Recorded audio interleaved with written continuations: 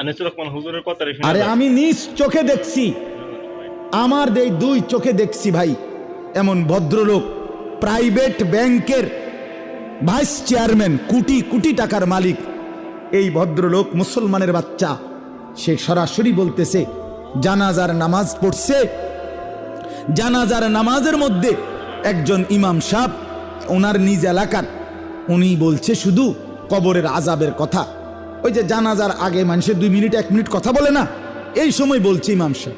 এই বেটা সে কোটি কোটি টাকার ভদ্রলোক মুসলমানের বাচ্চা, তারা ডাইকা ইমাম সাহেবরে বলতেছে সরাসরি মানুষের সামনে যে হুজুররা কবরের আযাবের মিথ্যা ভয় দেখিয়ে লোকদেরকে আর কতদিন বোকা বানিয়ে রাখবে।